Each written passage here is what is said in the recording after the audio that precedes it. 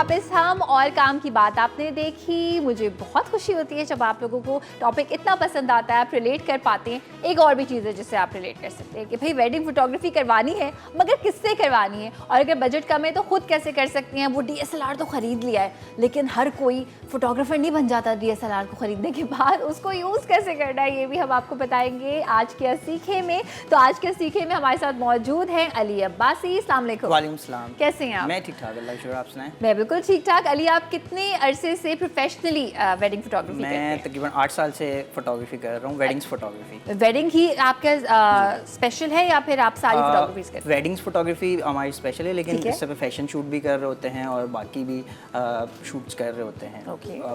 And आपका कोई page है फेसबुक पे, इंस्टाग्राम पे? हमारा इंस्टाग्राम पे पेज है अली अब्बासी प्रोडक्शन के नाम से, फेसबुक पे पेज है अली अब्बासी, और यूट्यूब पे भी है। हर जगह पे आप करेंगे तो आपको मिल जाएगा। अच्छा, मुझे सबसे पहले ये बताएं कि जब फोटोग्राफी वेडिंग फोटोग्राफी की हम बात करते हैं, आजकल के ज़माने में कौन सी चीज़ें इन है और कौन सी चीज़ें बिल्कुल आउट है? देखें, आजकल के जो सबसे मेन इवेंट वेडिंग में होता है, सबसे मेन फोटोग्राफर्स ही होते हैं। सबसे ब्राइड एंड ग्रूम के क्लोज होते हैं फोटोग्राफर होते हैं, क्योंकि आजकल हर किसी को अपनी अच्छी पिक्चर्स चाहिए होती हैं। तो वो सबसे पहले अपना शादी हाल के बाद सबसे पहले फोटोग्राफर को रिसर्च कर रहे होते हैं। तो जो सबसे अच्छा जो आजकल फोटोग्राफी ब्राइड्स को और उनको जो हमारा काम पसंद आ रहा हो तो हमें बुक कर रहे होते हैं। ओके, बिल्कुल। सो कौन सी ऐसी चीज़ है जो आपको वो कहते हैं कि भाई इस किस्म की पिक्चर्स होनी चाहिए और ऐसी, क्योंकि हम पहले देखते थे ना वो एक पोज होता था, इसमें ग्रूम खड़ा हुआ है, दुल्हन बैठी हुई है, कुछ डिफरेंट पोज होते थे। तो आजकल जो है वो कैसे चेंज हुआ है? देखिए, पहले ज़माने में बहुत डिफरेंट फोटोग्राफी होती थी। एक स्टूडियो के अंदर शूट हो रहा होता था, सब चीज़ें अंदर ही हो रही होती। आजकल फोटोग्राफी बहुत डिफरेंट हो गई है। आजकल वेन्यूज़ पे आउटडोर शूट ज़्यादा हो रहे होते हैं। हम लोग उनको सजेस्ट कर रहे होते हैं कि आप आउटडोर शूट करवाएं, क्योंकि शादी हाल के अंदर जो शूट होता है वो बहुत डिफरेंट हो रहा होता है, बहुत ज़्यादा लोगों के सामने इतना शूट नहीं हो पा रहा होता।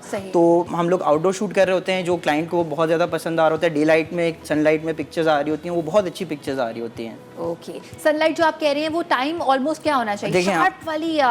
बिल्कुल, टाइम जो होता है हम लोग उनको जितना जल्दी हो सकता है इतना बुला लेते हैं, क्योंकि हमेशा पॉलर वाली बहुत लेट कर देती हैं। तो हम उनको बोल देते हैं कि आप आधा घंटा पहले ही बताते हैं ताकि वो टाइम पे आएँ। 4 बजे मैक्सिमम आप आ जाएं ताकि आपका शूट हो जाए, 1-1.5 घंटे का शूट हो जाए। इसमें फोटोग्राफी होती है, वीडियोग्राफी होती है, सब चीज़ें हम लोग उसमें कवर कर रहे होते हैं। वीडियोग्राफी पे भी हम आपसे सवाल करेंगे। मैं चाहूँगी उससे पहले जो है ना, आप हमें ज़रा ये जो कैमराज आपके पास हैं, क्या टाइप है, क्या नाम है, कितने के होते हैं, सब बताइए। जी, सही है। ये मेरे पास तो मेरा जो बेस्ट फेवरेट कैमरा है सोनी है, और सोनी A7R4, और मेरे पास 35mm लेंस है, जो सबसे बेस्ट पिक्चर्स आ रही होती है। एक वाइड एंगल पिक्चर्स आ रही होती हैं। और बाकी दूसरा जो है वो है सोनी A7 IV, और इसके साथ 50mm 1.4 है। तो ये भी बेस्ट कैमरा है। ये पोर्ट्रेट के लिए है, थोड़ा सा ये वाइड एंगल के लिए। 35 वाला वाइड के लिए होता है और 50 वाला पोर्ट्रेट के लिए। पोर्ट्रेट वाला है, दोनों पोर्ट्रेट के लिए होते हैं, लेकिन डिफरेंट हमें जल्दी से चेंज करने का नहीं होता। तो मैं तो हमेशा 2 कैमराज यूज़ कर रहा होता हूँ ड्यूरिंग शूट वेडिंग के, ताकि हमारा टाइम कम हो, क्योंकि वेडिंग के दिन बहुत ज़्यादा टाइम कम होता है। तो हम चाह रहे होते हैं कि टाइम सेव और क्लाइंट्स की पिक्चर्स अच्छी आएँ। ठीक है। अच्छा, अब इसको जो इस्तेमाल करना है, अब कुछ लोगों को तो पकड़ते घबराहट हो जाती है कि इस पे करना क्या है। सो व्हाट इज ये सारी जितने भी फीचर्स हैं, अगर आप बेसिक डिफॉल्ट बताना चाहें, मैं आपको बता देता हूँ। लेकिन इतना कोई भी इतना मुश्किल काम नहीं है आजकल। तो आप यूट्यूब में हर जगह पे भी देख सकते हैं, बेसिक चीज़ें आपको पता चल जाती हैं। इसमें 3 बेसिक चीज़ें होती हैं। एक आईएसओ होता है, एक शटर स्पीड होती है, एक अपर्चर होता है।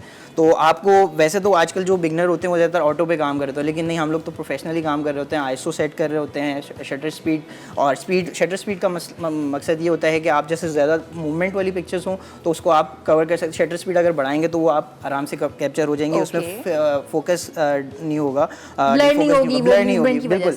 और बाकी अपर्चर, ताकि आपकी पिक्चर शार्प आए। और बाकी आईएसओ शार्प के लिए अपर्चर, ओके। और बाकी आईएसओ होता है, उसको लाइटिंग के लिए सेट करते हैं। जैसे कैंडिड आजकल तो अवेलेबल लाइट, पहले ज़माने में होती थी लाइट्स जो होती थी, बड़े बड़े ऑक्टाज लगे होते थे, गोडॉक्स की लाइट्स बड़ी बड़ी लगी होती हैं, लेकिन आजकल है कैंडिड अवेलेबल मूवमेंट्स।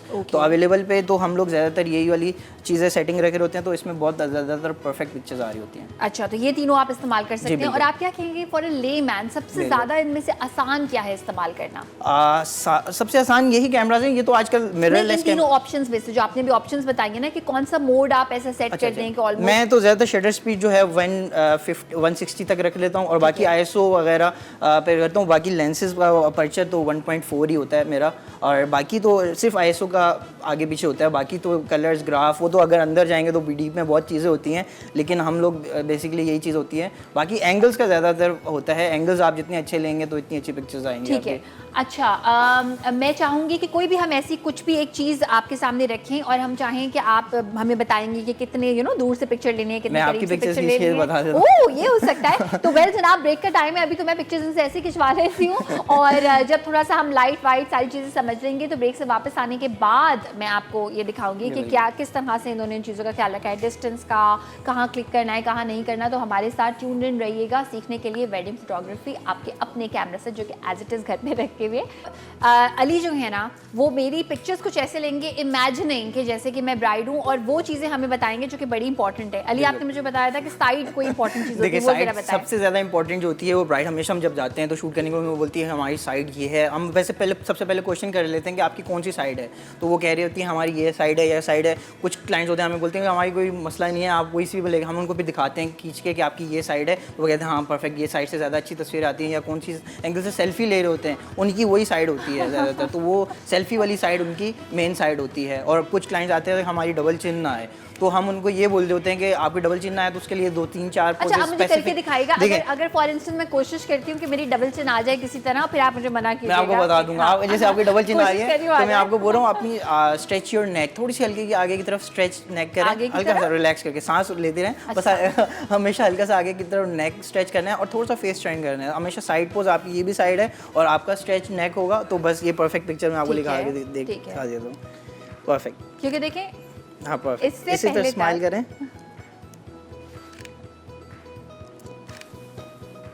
उस तरफ देखिएगा। अच्छा देखिए, इससे पहले तक जो है ना वो जैसे मेरा फेस का एंगल था, उन्होंने वो मुझे समझाया फेस का एंगल क्या करना है। और अब मुझे ये बताएं, चिन का अक्सर मैंने नोट किया फोटोग्राफर जो बोलते हैं कि चिन नीचे करें या थोड़ी ऊपर करें, वो चिन का इतने मसले क्यों होते हैं? देखें, चिन का मसला ये होता है कि कुछ मेरी खुद भी डबल चिन आ रही होती है, उनको मतलब थोड़ा सा आ रही होती है डबल चिन, कुछ ड्रेसिंग की वजह से भी और कुछ चीज़ों की वजह से भी, तो उसके लिए डिफरेंट पोजेज होते हैं। आपको जैसे भी मैंने बताया कि डबल चिन आ रही हो तो उसके लिए डबल चिन भी नहीं, चिन कभी ऊपर और नीचे होती है। हाँ, वो उसके एंगल के हिसाब से होती है। अगर हम खड़े होकर लेते हैं तो उसके लिए आपका एक चिन का जो है फेस बिल्कुल स्ट्रेट होना चाहिए। साइडवेज ले रहे हो तो उसके लिए डिफरेंट पोज होता है, तो इस चीज़ के लिए आपको अपने एंगल सेट करना पड़ता है। अच्छा, अब मुझे ये बताएं, बड़ा मुश्किल सवाल करने वाली हूँ मैं अगर चाहूँ कि आप मेरी ऐसी पिक्चर लेंगे मैं पतली नजर आऊँ, क्या करेंगे? ये तो सबका कॉमन सवाल होता है। अब ये बताएं, ये कैसे होगा? देखिए, आपने एक तो आपको एक साइड पोज देना होगा, आपकी जो बेस्ट साइड है, ठीक है, तो जैसे, और बेस्ट साइड के साथ आराम से रिलैक्स होकर बैठे और परफेक्ट यूं करके परफेक्ट इसी तरह रहिएगा। अच्छा, तो साइड पोज, हाँ, और उस तरह देखिएगा। और थोड़ा सा मैं एंगल चेंज करूंगा अपना। साइड पोज एक ऐसी टिप है कि जिससे आप पतले नजर आएंगे। Yes, perfect. थोड़ा सा फेस इस तरफ टर्न करें। Yes, perfect. ओके, और लुक स्ट्रेट। अच्छा, मेन चीज़ ये होती है जब आपका साइड ले रहे होंगे, लेकिन आपको देखना वहाँ होता है जो आपकी बिल्कुल आई लेवल होता है। नीचे नहीं देखना, ऊपर नहीं देखना, बिल्कुल आई लेवल पे देखना होता है, तो पिक्चर परफेक्ट आ रही होती है, तो इतना वो अजीब सी पिक्चर नहीं लग रही होती है इसमें। ओके, अच्छा, ये एक इंपॉर्टेंट चीज़ होगी। मुझे ये बताएं, कुछ लोग बहुत ज़्यादा घबराए हुए होते हैं, ब्राइडल रूम उनको बस नहीं चल रहा होता, ना करें, तो वो कंफर्टेबल करने के लिए आप क्या? देखिए, शादी का दिन एक बहुत ज़्यादा दिन होता है जिसमें कभी कभार कुछ लेट भी हो जाते हैं क्लाइंट, तो वो भी कॉन्शियस भी हो रहे होते हैं, कभी पार्लर से लेट हो जाते हैं। सबसे पहले मेन मसला तो पार्लर बहुत लेट फी कर रहे होते हैं, तो हमारा हमेशा ये सजेशन होती है कि ब्राइड को टाइम पे हो जाए तो ज़्यादा अच्छा रहता है। तो हम उनको मतलब रिलैक्स करने के लिए हम उनसे हंसी मजाक और ये करते रहेंगे ताकि वो उनकी अच्छी पिक्चर्स आएँ। अच्छी पिक्चर्स आ रही होती हैं तो उनके कैंडिड मूवमेंट्स बहुत अच्छे होते हैं। सबसे ज़्यादा मेन पिक्चर्स होती है कैंडिड मूवमेंट। जितना एक्सप्रेशन देंगी, जितना हम उनको हंसाते हैं, जितना वो आपस में बातें कर रहे होते हैं, कपल्स को हम बोल रहे होते हैं ज़्यादातर कैंडिड पिक्चर्स पे, तो आप जितनी बातें कर रहे होते हैं उनसे, हम लोग बातें कर रहे होते हैं, तो वो रिलैक्स रहते हैं और बिल्कुल उनकी अच्छी पिक्चर्स आ रही होती हैं। ठीक है, बहुत बहुत शुक्रिया अली आपका, thank you so much. Ali ने आज जो है ना ये आपको एक राज की बात बता दी। अगर आपको नहीं पता थी कि भाई हर एक का जो फेस होता है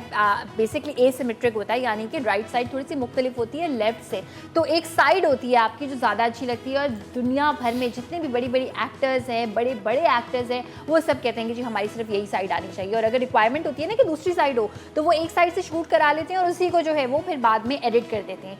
सो आज जाकर शो के बाद ज़रा देखिएगा, ये वाली साइड ज़्यादा अच्छी है, ये वाली साइड ज़्यादा अच्छी है, ताकि पिक्चर अच्छी आए।